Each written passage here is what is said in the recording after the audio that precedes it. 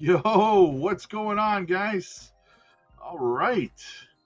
How the hell are you today? This evening, probably not great. A lot of attention, a lot of emotions. Running high, baby. Running high. But I think you'll be okay, guys. I think you'll be okay, right? We're sitting right inside our little golden pocket here for the CME gap. We have officially filled that gap, but it doesn't mean we have to shoot up immediately to this range. We also have a CME gap right here around around $96,000, and another one between 104 and 110, right? So we do have some CME gaps to the upside as well, guys, right? It's not all doom and or gloom. All right, let's see what's going on out there. How are you guys tonight? Come on, guys, spread some love, man. Be happy. Say something nice to somebody. Spread some positivity.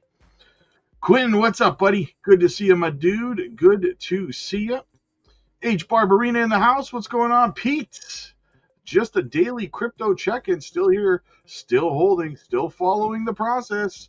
Hope you and the fam are well, man. Thank you so much, Pete. I appreciate you, brother. Nick, bear market, my smart money has YouTube, and they know the sentiment. Yep, I agree with you. I agree with you, buddy.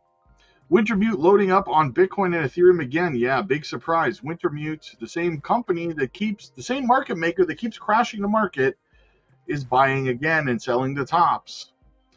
Paul, good to see you, buddy. Good to see you. Ziggy, we're so left. James, you're a madman going live so many times a day. Appreciate you putting in the work. Hey, absolutely, brother. Absolutely. Like I said, guys, I'm here for you through the good and the bad. I know that there's a lot of YouTubers out there right now who are just gone. They've completely abandoned you guys and stuff. Not this cat. We stay through it all, guys. We stay through it all. Isaac, my dude. Bear market, I'll just buy a load of ZBEC. There you go. If bull run, I will make more money than I ever had. Exactly, lick a tongue. Exactly, brother. 100%. We got a super chat by McNerney, my guy. You're the best, Rob. Definitely my rock through the ups and downs of my first cycle. Appreciate you, brother. I appreciate you too, my guy. Thank you so much. That's the first super chat of the stream. What else do we have? Guys, make sure you hit the like and subscribe. What do we got? 196 people watching. We have 35 likes, guys. Let's get them up to 100. You can do it. Put your back into it. Candyman in the house. Why didn't the crypto investor panic during the market crash? Because he already hit rock bottom last week. Well played, sir. Well played. Daryl, dropping that cheddar. Little Lego man in the house. Thanks for all you do, brother. Hey, thank you for supporting the channel, guys. Thank you. I come here to make sure that I'm here for you guys through the hard times. And I want to thank you guys for coming to make sure you're here for me through the hard times as well. So thank you so much, guys.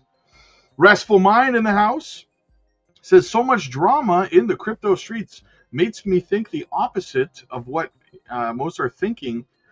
Yes, absolutely. When most people are bearish, I'm bullish. And when most people are bullish, I start to get bearish, right? So absolutely. That's the way it's got to be, man. That's the way it works, right? What else do we have going on here? Bruno says, I swear people taking Rob's scenarios, good or bad, for like a sure thing is kind of ridiculous. Like Rob says, you've got to pay attention day by day. Yeah, that's the thing. I've been saying for over 3 years now that it's very important that you pay attention to what's happening in the crypto markets, both on the charts and on the macro and on a daily basis, because it changes on a daily basis. And you tell people that and tell people that. And then as the situation changes over time, they say, you keep moving the goalpost. I'm not President Trump. I'm not Jerome Powell. I didn't launch a W against Ukraine and Russia. Like, I didn't do these things, right? All I can do is bring you the daily news and updates on what's going on and what it looks like on a daily basis. There's no moving the goalpost. I don't hold the goalpost. Trump does, right? Matt, what's up, buddy? Benjamin, hey, Rob. Great to see you, brother. It's been an hour.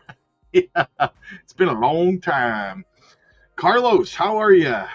Which project are you more bullish on, H-bar or like H-bar? H-bar, ISO 200.22 compliance. Restful Mind says, so hypothetically, if we go into a mini bear market, ZBEX prices could theoretically go lower than they have. But here's the thing I would add to that, Restful Mind. It's not out of the ordinary for altcoins, some altcoins, to go parabolic even in a bearish phase of a cycle, right? Look at Caspa. In the bottom of a bear market, Caspa went absolutely parabolic, right? So ZBEC theoretically and hypothetically could continue to go parabolic, especially if they continue with the partnerships, the announcements, the spaces, and everything that they're doing, I would not count Zebek out, if I'm being honest with you. Hybrid Dad says, I'll take a bear market, more time to load up. Crypto isn't a get rich quick. So whatever. Yes, Hybrid Dad, exactly. I've often said that becoming truly wealthy in crypto, you should have a mindset of at least 8 years, 2 cycles. You shouldn't be thinking 3, 6 months, or even 12 months. That's not how it works, right? Absolutely correct. Is the low in for altcoins? Probably pretty close. Bitcoin, no. Alex, appreciate your positivity, man. Absolutely, Alex. I got you, man. I got you. Matt says, buy the fears, sell the greed. We are so money and we don't even know it. Yes, exactly. James, have overtime tomorrow, trying to get more shifts. There you go. Get that dry powder, man. Carl says, I started crypto in January 1st of this year, right at the top. Worked at a grocery store, put 3/4 of my paychecks weekly project so I can retire and quit my job. I feel super fantastic. Nice. Congratulations, brother. Ken. Hey, Rob. What's going on, brother, man? Good to see you, my dude. Good to see you. You should teach some risk management rather than just DCA while coins bleed. Ziggy, you're not over on the Patreon because I do teach risk management. I just don't teach it to you for free. What's up, Rob? You take a lot of unwarranted, yes, I do, from Ziggy, for example, right?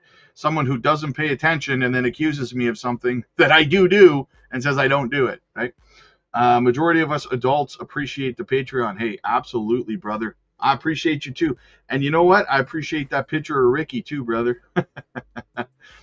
What's your guess on the low for Bitcoin? Well, I mean, usually, if we go over to the chart, usually what ends up happening is, let me move this. So usually this blue line down here is the 200-week moving average. So usually that is a buying signal for Bitcoin, right?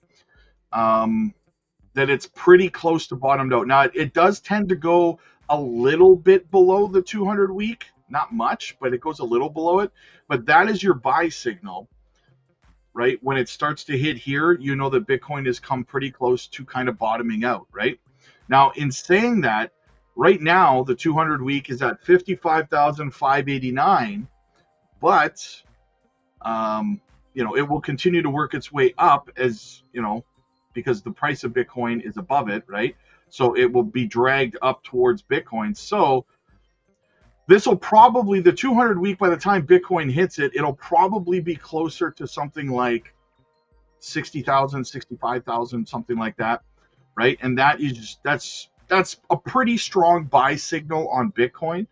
Now, it's not financial advice, but if we go back in time, right, let's go look at the 200-week. See, as we kind of hit it here in this area, and then what happened? We went parabolic, right? 200-week, rejected. So usually when we hit it, it's a good buying opportunity, right? Here was the C19. We touched it, and boom, it went nuts again, right? Let me just pull it up here. This was C19.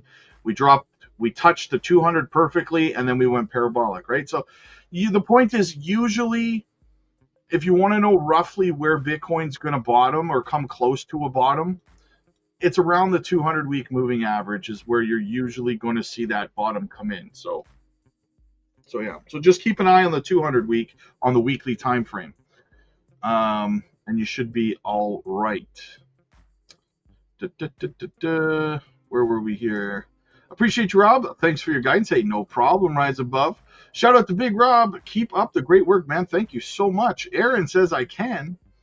Bloisey, I am George. We're all George. Alluded the traditional BTC cycle may be done since 95% of is now minted.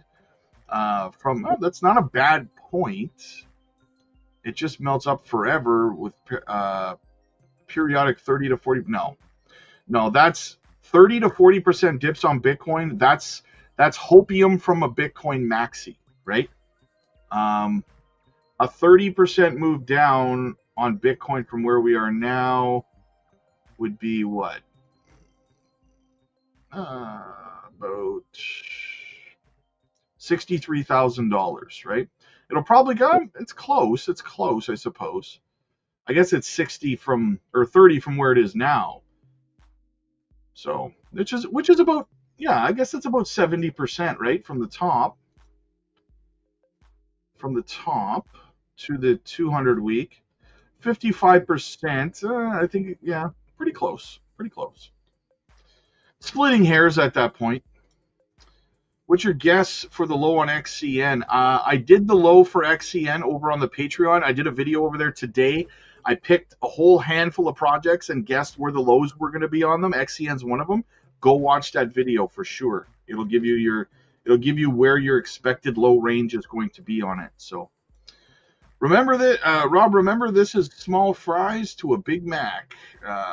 We're on the way up. Aaron says, I DCA a little in maybe Bitcoin because it's my favorite. When you DCA, you can DCA to whatever Bitcoin you like. There you go. J Money in the house. GN says BTC going to go down to 45K. Aaron says, I can. Was my phone... Oh, I see. I was wondering about that. Super bullish with my portfolio, with your guidance to the moon and beyond. Absolutely, man. So do we need to hit the 200 week before we start climbing? No, I didn't say that. I did not say that at all. That's more of a bear market low, right? Sam says, I just joined the Patreon. Sam, welcome to the family, my friend. We just finished doing a live stream over on the Patreon about an hour ago, but we recorded it, so watch the replay of it. I think you'll really, get a lot of good information out of it. Leo says, so is there a 4-year cycle? It seems like yes. It seems like yes. Unfortunately, moving towards a bear. Isaac says, Rob, how do you like Wormhole? How much do you like Wormhole? I love Wormhole. I love it. I like to sprinkle a little bit of my hair. What do you think keeps it so fresh? I like Wormhole. Low on Solana. The low on Solana probably going to be about 90% from its top. So wherever it topped, I don't have it. Where did Solana top here? Let me have a look. Solana topped around... Where the hell is... Oh, there it is. All right. So let me see. The year. That's not going to work. Hang on. Let me find Solana here. Where did we top on Solana? Was it like 250, 280? What was the top? $293. So Solana was $293. And I don't have my calculator on me. So 90% down from 293 would be the bottom roughly for Solana. Literally wild bear attacks at all-time highs here in Japan. Watch your back. Really? Oh, gotcha. So what's your opinion on the local low before we start going parabolic? The local low, I mean, listen, we could go, if we go back over to Bitcoin, we could go as low as 87 to 87, 88K, I think. Somewhere around there we could. So, what's up, weirdos? 50 pull-ups? No, push-ups. Earth downs. Big John's in the house. Carlos. Rob was looking at the S&P, NASDAQ, and the Dow Jones, I think you mean. And they all went under the 50 simple moving average back in April. Bitcoin didn't. Do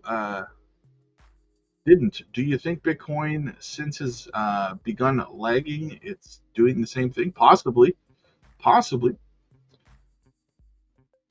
We breaking the bull flag? What bull flag are you talking about? How drastically will crypto markets react if the Fed pauses rates in 3 weeks? I think that's already priced in. I think that I think there's like only a 20% chance of a rate cut. I think that's probably already priced in. I think that wouldn't do anything. Hey, Rob, from Australia, what do you expect the lowest for ZBEC before breaking to the upside? Honestly, I mean, altcoins pretty much generally all go down about 90 to 95% from the highs. But ZBEC, I wouldn't necessarily say that ZBEC's going to crash that hard. There's been many, many instances of altcoins going parabolic, even in a bear phase. So I think that ZBEC's one of those projects that can do that. Dana says, hello, everyone. I am loving these buying opportunities. Absolutely. Absolutely. I love the positivity. Power of positivity in the house. All right, let's get into the news a little bit, guys. We haven't had any news. We got a little clip here. A little clippy clip. Thoughts on Zcash? People saying it's a hedge for Bitcoin. Yeah, you know who's saying that Zcash is a hedge for Bitcoin? Zcash Maxis. Zcash, great project, no problem with it, but it's up like 1,600% in a month and a half. It's going to correct, right? Tom Lee on crypto. We're pretty close to a bottom this week. Tom Lee says. We're back on Halftime Report. I'm Leslie Picker with today's ETF Edge. The Bitcoin death cross has been stealing the headlines, but Ethereum, the second largest crypto, is also down almost 30% within the last 3 months. Joining me now is Thomas Lee, Fundstrat Global Advisors, Managing Partner, Head of Research, and CNBC contributor, on why he is still bullish nonetheless. So, Tom, tell us, you've got these monthly fluctuations. As you say, Ethereum is in a super cycle. What makes you stay bullish? Well, there's the story of building on Ethereum, and we know that there is a lot taking place. There are stablecoin creations. Larry Fink and BlackRock and Wall Street want to tokenize assets, bring stocks, bonds, real estate onto the blockchain, and they have to find a neutral 100% uptime blockchain. That's Ethereum. And that's the fundamental story.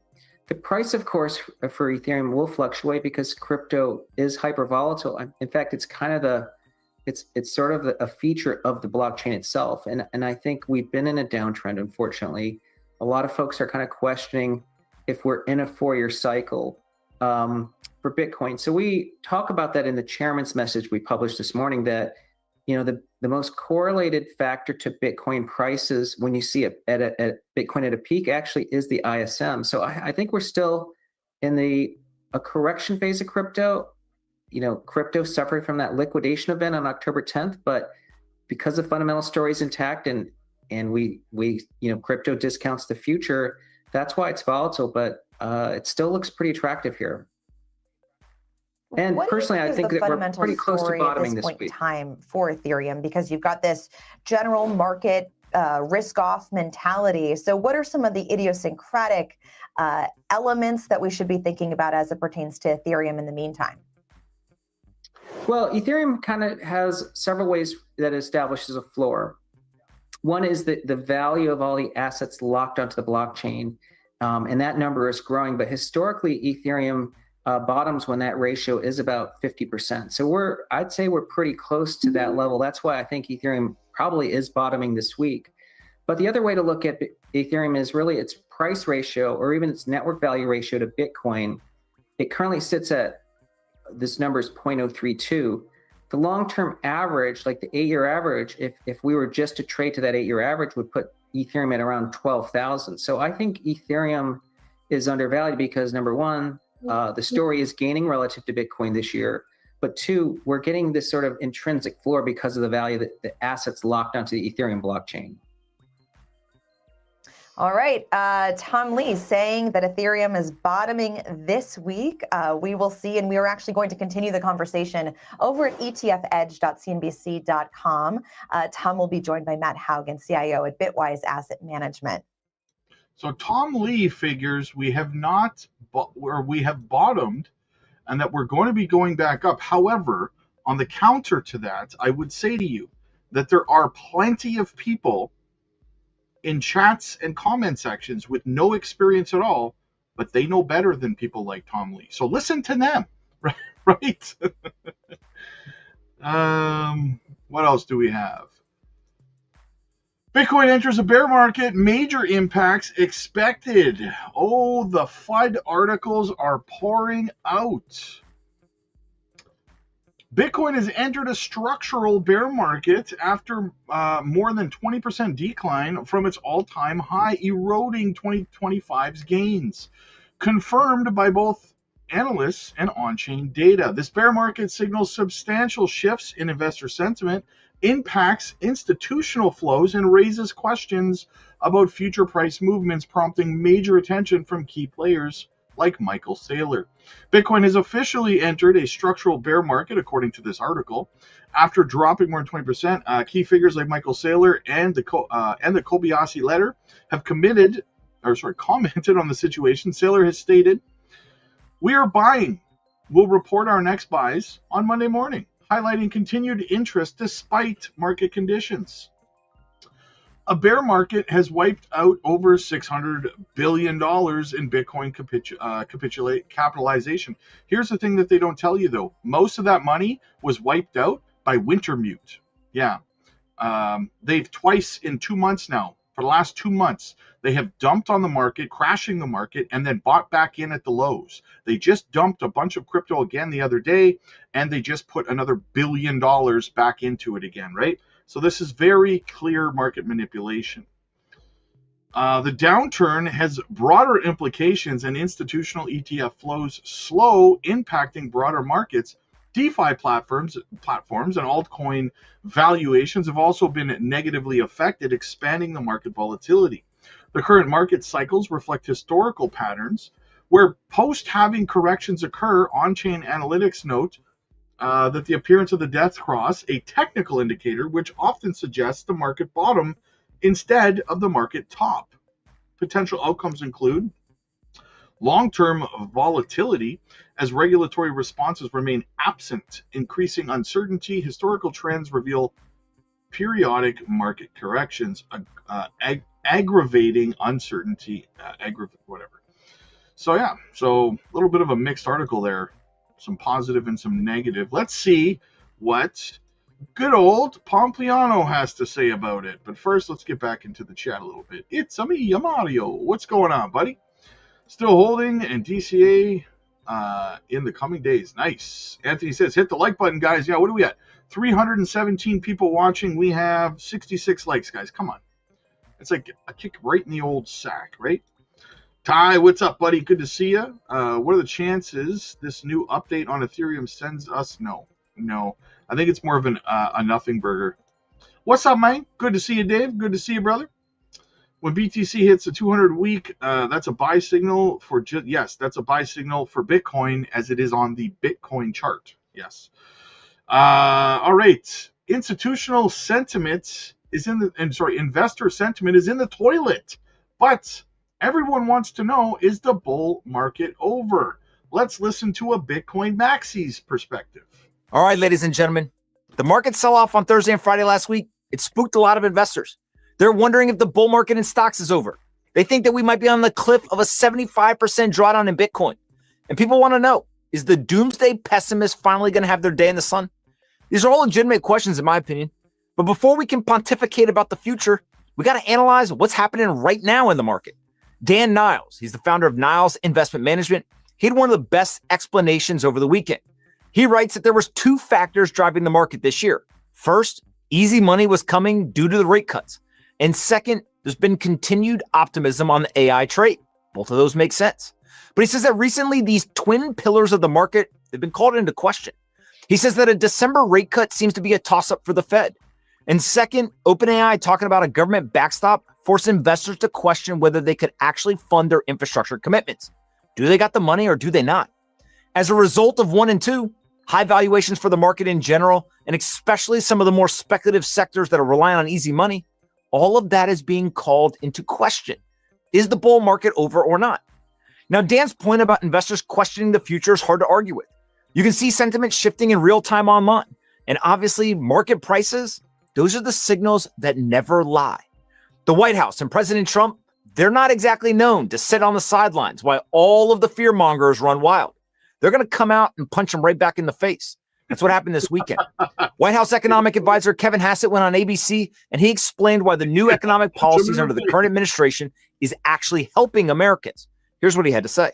Well, First of all, like, if you look at the history of inflation, right, what happened was that there was runaway Democrat spending in Joe Biden's term, and we got inflation up almost to 10%. It averaged 5% over the 4 years.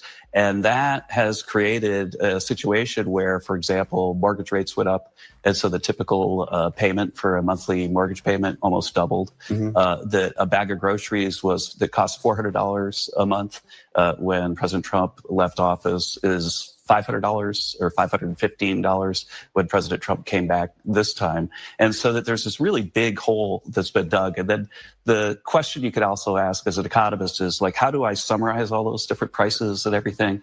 And one of the ways you could do it is just look at purchasing power, real wage. Purchasing power, I'll just finish this and then I'll get back to it. The purchasing power dropped by about $3,000 under Joe Biden because the wages didn't keep up with prices. Under President Trump, it's already gone up by about $1,200. We understand that people still feel the pain of the high prices, but we're closing the gap and filling the gap fast. I don't want to. Now, it's not just Hassett that was out on TV. Treasury Secretary Scott Bessent, he sees an even bigger boom in purchasing power on the horizon. He was on television yesterday explaining to Maria Bartiromo how American citizens are poised to see their real purchasing power substantially accelerate. Those are his words, substantially accelerate in the first half of 2026. Take a listen. So we inherited this terrible inflation. We are flattening it out. I believe we're going to push it down. Energy prices are down. Interest rates are down. But the real thing that is going to happen that is going to give Americans real purchasing power increases, it's going to be through growth. We passed the one big, beautiful bill. I am also the IRS commissioner, and I can see that working Americans, thanks to the president living up to his campaign promises, no tax on tips, no tax on overtime, no tax on Social Security, deductibility of auto loans. If you buy an American car, there are going to be substantial refunds in the first quarter of 26. Working Americans will change their withholdings, and they will get a bump up in their real incomes. So I would expect in the first 2 quarters, we are going to see the inflation curve bend down and the real income curve substantially accelerate. And when those two lines cross, Americans are going to feel it. But Maria, I will tell you what we're not going to do. What we're not going to do is tell the American people that they don't know how they're feeling, which is what the Biden administration did. They said it was a vibe session. You don't know how good you have it. And we are working every day to get these prices down. Energy prices are down. Interest rates are down. Those are both important facts when evaluating the economic policies. These are policies that Bessent, Trump, Hassett, and others have put into place. But my favorite part of the Bessent conversation, it was his pledge to refrain from telling the American people how they're feeling, not being paternalistic and saying, oh, you're actually wrong. I remember when the All In podcast guys interviewed Bessent earlier this year. They asked him point blank, do you believe the official economic data? Bessent said no. But more importantly, he explained the reason why he doesn't believe the data is that the data had been saying one thing over the last few years, but the American people were screaming from the rooftop about a different personal experience. In that situation, who are you going to believe? Do you listen to the data or do you listen to the people? Well, there's a lot of examples of where we can see this playing out. Take Ritholtz's Ben Carlson as an example. He wrote a great piece over the weekend titled, What If Things Are Better Than They Seem? In it, Carlson points out the following data points. 54% of Americans with incomes between 30 and 80K, they now have a taxable brokerage account. And half of those people have entered the stock market in the past 5 years. That's good news. Robinhood, very popular brokerage, has something like 25 million customers. And for half of those people, it's the first brokerage account they've ever opened. Third, nearly 40% of 25-year-olds now have an investment account. It's up from just 6% in 2015. And lastly, households with incomes below the median now account for 1/3 of JP Morgan customers. And those customers are moving money into investment accounts, 1/3 of them. But that was up from 20% in the 2010s. And then, of course, Ben points out that we've gone from housing being the biggest investment in someone's portfolio to the stock market. Just look at the increase in stock holdings for people under the age of 40. Besides that being an insane chart of a 300% increase since 2020, here's my big takeaway. The data may not actually matter. People are feeling pain. Grocery prices are too high. Electricity bills are skyrocketing. Rent and home prices are no better. It is so bad out there. The New York Times, the big bad New York Times, they ran an op-ed recently arguing that we should implement price controls on various products and services to provide relief. There is madness everywhere you look. But let's bring it back to investment assets. All this pain in the regular economy, it's unlikely to pull down stock prices. Companies are producing more profits with less employees. They are becoming more productive, more efficient, and more valuable. You can fake forecast and you can fake a lot of stuff, but you can't fake 30% year-over-year growth for $1 trillion company. In terms of Bitcoin, we just got 2 days straight of the fear and greed index sitting at a score of 10. It's a scale of 1 to 100. The score was 10. It's very rare. Quentin Francois, he shows that the average performance when the fear and greed drops below 20. In 1 week, it's up 5%.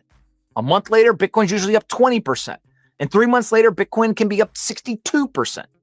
So what's going to happen in the future here? No one knows. But the data is telling us that the recent market volatility is much less likely to be the start of a big recession or a big market crash across all asset classes. We may see lower prices for longer in certain sectors or in certain assets, but the global bull market is still underway. Who cares what your neighbor's saying? The challenge for investors moving forward is deciding whether their investment portfolio is optimized for the long term or not. If you're sitting there and you're sweating short-term price movements, you may be holding the wrong assets, or you may just be positioned incorrectly. And of course, if you got leverage can be the demise of even the best investor. So here's my suggestion. Everyone take a deep breath. Relax. If you're long-term oriented, everything is going to be just fine. The bull market is... How many times do I say that a day? If you're long-term orientated, everything will be just fine. I tell you guys that on a daily basis. People still lose their minds. Still underway all around the world. And a lot of assets are going to keep going up and to the right. The problem is, as I point out on a regular basis, the people who are upset and panicking and angry and lashing out are not long-term orientated investors. They want to be rich today. That's the problem. Crypto market faces historic losses amid extreme fear. The cryptocurrency market encountered extreme fear on November 16th, so yesterday, as a sudden deleveraging triggered historic institutional and retail crypto losses, creating pronounced buy zones for Bitcoin and Ethereum. Significant market reactions ensued, highlighting potential strategic opportunities amid high volatility affecting institutional and retail crypto markets with increased trading volume and spot ETF outflows. The crypto market has entered an intense period of extreme fear following a massive deleveraging event. This development saw Bitcoin and Ethereum reaching crucial support levels, drawing attention to potential buying opportunities. Key assets like Bitcoin and Ethereum were significantly impacted by the event. Influencers such as the Kobayashi letter noted that sharp drops in market sentiment indicate this phase as a generational buying opportunity, right? Historic liquidations amounted to $19 billion, according to data, marking the most severe single-day deleveraging event in crypto. Financial markets experienced a spike in trading volumes, signaling panic-driven activities. The repercussions of this event shifted market dynamics, prompting institutional investors to reassess their strategies. Official ETF outflows highlight high-risk sentiment, while strategic re-entry windows open in the crypto sphere. Historically, similar events have been followed by increased developer activity and community engagement. Whale activities during such periods have often pointed towards strategic buy zones in the market. Potential outcomes from this scenario include regulatory scrutiny and strategic accumulation. Analysts draw parallels to past market crashes, observing opportunities for financial leverage adjustments. I really hope Monday's a liar. Yeah, me too. Me too. Strawberry Dragon says, what do you mean that crypto gain is not like Amazon Prime? I should get my gain overnight. Crashing now. Yeah, 90,400. All right, let's keep going. Let's talk about the October flash crash. Crypto market hit by historic flash crash. The October 2025 flash crash plummeted cryptocurrency markets, triggering extreme buy zones.